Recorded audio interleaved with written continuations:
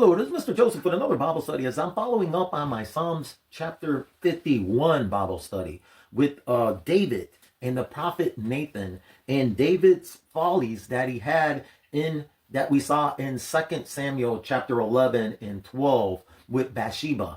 And so with that said, the question is, do you have a person like the prophet Nathan in your life? I would invite you to have one if you don't. For authentic growth requires having people who love you enough to call out your sin. Nathan points out this sin in a loving way through a parable. He brings a parable, this story of this rich man who is doing a terrible thing to this poor man. And when David realizes the injustice of it all, then and understands how much of a sin this is, that is where Nathan says to David, you are that man. And this hypocrisy, David's own hypocrisy, now makes him turn as he recognizes the sin and he turns back to God, seeking forgiveness in this great prayer of restoration. And so, this tough love of this spiritual love, which is of kindness and truth. Do you have friends who excuse your behavior? Who go along with you making excuses for the things that are wrong in your life or putting the blame on others? Or do they actually point out these blind spots that you have where you can't see in your life? Either you're just so close to it or you've been looking in so many different directions, in the wrong directions all the time, you don't see what's there that you're missing. And this is easy to do in modern day life. Our instinct is to seek out an echo chamber, to make a self-made clone through social media, saying, hey, I only want this type of a friend or that type of a friend. Why? Because you're unbalanced in your life. And what happens is the more and more weight you keep putting on one side, eventually you'll go so far to that side that you're no longer even in the screen. You're not living in reality and truth. It requires balance. And that is, you need the word of God, or you need a person in your life who can tell you when there is a blind spot. See, sin thrives in isolation and in secrecy.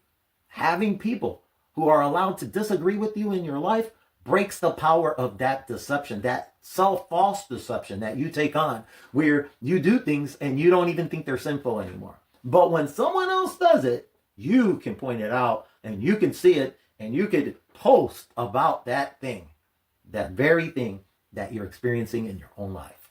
And so these people are important for our growth, for the application of our growth, for it often requires you or another person directed by the word of God who has the courage to confront us with the truth of our sin when we are blinded by it. Whatever you might call that person, a mentor, a spiritual partner, a coach, whatever. Hopefully you call them a friend. They must not just stop there by pointing out the fault and rebuking it, but they must speak from a place of faithful love. Like Nathan, their goal needs to be not just to condemn it, but to bring you back to God. They are consistent and they don't need to just point out what's bad, but they need to help you to walk through the consequences afterwards.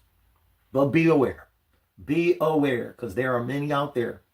And it's important to distinguish between those who are like the prophet Nathan versus those who are fault finders. For Nathan's goal, again, is to restore people back to good health in the relationship that they have with others and their relationship with God. Where the fault finder's goal is often their own moral superiority. It's so that they can say, see how right I am and how wrong all of you are. What do we see? This is that balance. What we see is everybody who they like are on that one side. So much so, the scale tips over and they can no longer see their fault. When are they ever liking something that is against, let's say, their political belief or their religious belief or their social status or standing? Even to the point where their face can't even be their face. It's filtered through some kind of a program. So with that said, I just want to leave you with this. If you don't have a Nathan type in your life, you need to get one. And if you don't know where to get one, I would start right here in the Word of God, where the wisdom begins and where it ends. Till the next time, peace be with you and thanks be to God.